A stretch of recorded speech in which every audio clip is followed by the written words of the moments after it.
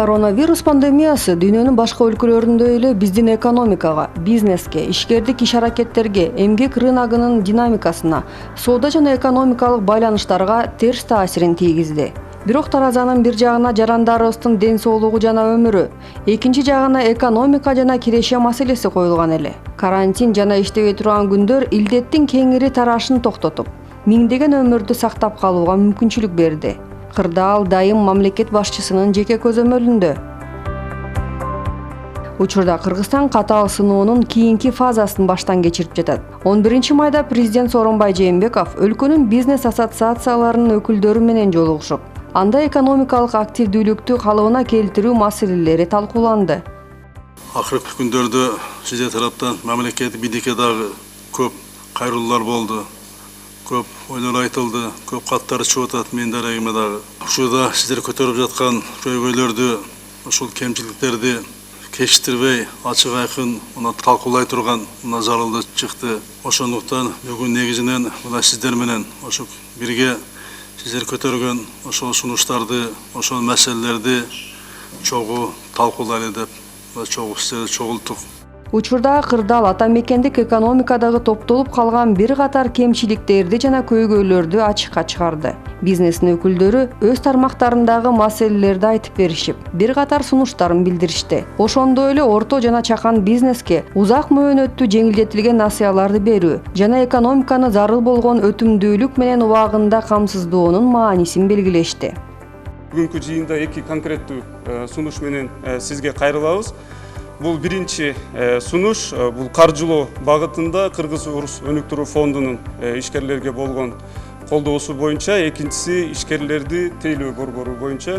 Учурда экономикалык кризистен бат чыгуу боюнча ишкерлерди колдоо борборлорун региондо ачуу боюнча сунушубуз бар. Бул жерде негизи ишкер маалымат, кеңеш, окутуу программалары, андан кийин жаңы ишкер болом деген биздин мекендештерге жардам бере турган программалар, андан кийин ошол эле жерде мисалы коммерциялык банктар, нотариус, башка донордук программалар, ушундай ассоциациялардын алдында ишкерлерди колдоо борборлорун ачып, ал жерге ушу мамлекеттик кызматтарды дагы кошуп берүү мүмкүнчүлүгүн карап берүү боюнча кайрылып жатат. Орто мөөнөттүк чаралар боюнча бул албетте биз көптөн бери айтылган жөнөкөйлөтүү, бардык салык болобу, уруксат, лицензия болобу, бардык жактан жол жоболорду жөнөкөйлөтүү. Кырдаалды биз толук түшүнүгүбүз менен кабыл алып, колдон келишинче мамлекетке жардам кылганга аракет кылабыз. Өкмөт менен бизнес коомчулуктун ортосунда бир туруктуу коммуникация каналы болуш керек. Ошондо бизнестин, коомчулуктун мамлекетке, өкмөткө болгон ишеними жогорулайт. Ошондо мамлекетке дагы ушул кырдаалдан чыгууга, оңоюраак чыгууга бир мүмкүнчүлүк түзүлөт. Импортко көз карандылыкты азайтуу бул жөн гана экономикалык маселе эмес, бул өлкөнүн тамак аш коопсуздук маселесин да камтыйт. Учурдагы кризис шартына жараша талап кылына турган ата мекендик товар өндүрүүчүлөр үчүн колдоо көрсөтүү механизмдерин дыкат иштеп чыгуу керек, деди президент. Мисалы, экологиялык жактан таза азык-түлүк продукциясын өндүрүү, санарип кызматтарды көрсөтүү, электрондук соода жүргүзүүнү киргизүү, рекреациялык жана медициналык туризм, жеке коргонуу каражаттарын өндүрүүгө окшогон тармактарды колдоо сыяктуу Кыргызстандын атаандаштыкта артыкчылыктарын санап өттү. Биздин жалпы ишкерлер дейли, өндүрүүчүлөр, фермерлер болсун, ошо кайра иштетүүчү ишканалар бул кыйынчылыкта, бул карантин убагында албетте чектөөлөргө да байланыштуу башка себептер болду, бирок ошого карабастан жалпысынан мен ойлойм биз Кыргызстан жарандарын тамак аш менен камсыз кылууда колубуздан келишинче аракетибизди кылдык. Биз жеке сектор өзүбүздүн кечээ 3 айдан бери ири өндүрүүчүлөр, ири экспортерлор чогулуп, биргеле сыртка чыкканда биз бир болуп чыга алдык. Мейдин Кыргызстан болуп, баарыбыз бир чыга алдык. Себеп дегенде ар бир компаниянын сурап келсек, Алматыда, Новосибирскте, Москвада офиси бар экен, ар бир компания өзү склады бар экен, өзүнүн жумушчулары бар экен. Ошол компаниялардын баарын чогултсак, 10-15 компания бүгүнкү күндө чогулду. Дагы бир 20 компания бар, баарын чакырып атабыз, катыша алдык. баары эле макул болуп атышат да, дистрибьютордук компания ачпайлыбы деп ортодон. Ушуну бир жеке сектордун бир жеке демилгеси катары.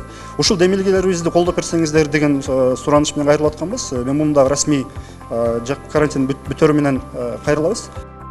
Биздикиндей тигүү тармагынын потенциалы бирде мамлекетте жок. Ошол Россияда деле жок, Казакстанда жок.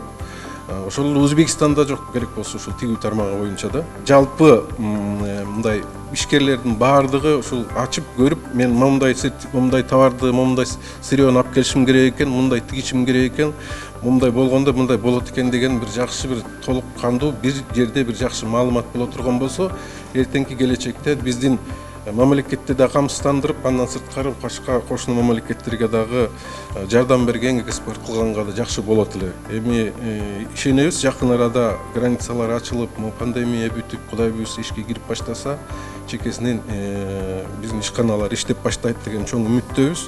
Жолугушууда бизнестин өкүлдөрү санарип технологияларды кеңири колдонуу, ишкерлер үчүн түшүнүктүү жана ыңгайлуу эрежелерди иштеп чыгуу, онлайн кызмат көрсөтүүлөрдү күчөтүү, салык мыйзамдарын либералдаштыруу маселелерин да көтөрүштү.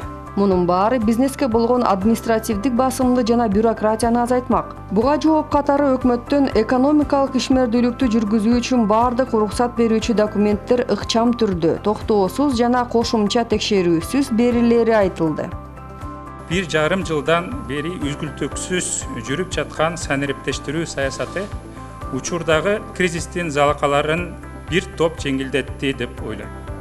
Азыркы учурда санариптештирүү керекпи же кереги жокпу деген суроо жок.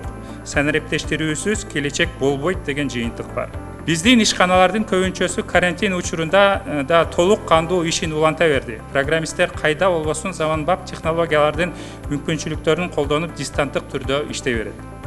Демек, жогорку технологиялар паркы аркылуу жүргүзүлгөн саясат экономикабыздагы принципиалдуу жаңы, кризистерге туруштук берген, экспортту жараткан секторун өстүрүп жатканын белгилеп кетишибиз керек.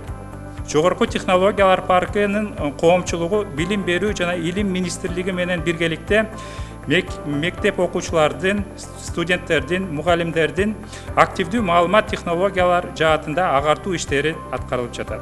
Азыркы учурда жумушсуздук көбөйүп жатканда билим берүүгө өзгөчө IT багытында инвестиция жасоо абдан маанилүү.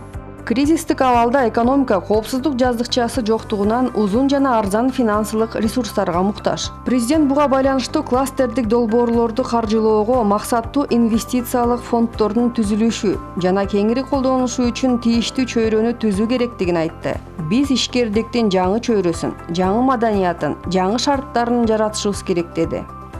Мына сиздер, бизнес ишкерлер ушул абалды туура түшүнүп, туура баалап, элибизге, калкыбызга керектүү болгон эң негизги товарларды, зарыл болгон товарларды азык түлүк менен камсыздап турдуңуздар. Айрыкча аз камсыз болгон үй бүлөлөргө өзүңүздөрдүн жардамыңыздарды аяган жоксуздар. Бардык бизнесмендер жерлерде колунан келишинче ушул оор акыбалды түшүнүп жардам берип жатыңыздар. Социалдык жоопкерчиликти алуу жана элибизге камкордук көрсөтүү менен сиздер бизнесмендер биздин мамлекетибизди ушул илдетке каршы күрөшүү, ушуга туруштук берүүгө абдан чоң салым коштуңар. Мен мына силерге өзүмдүн атыман, жалпы элибиз атынан терең ыраазычылык билдирем.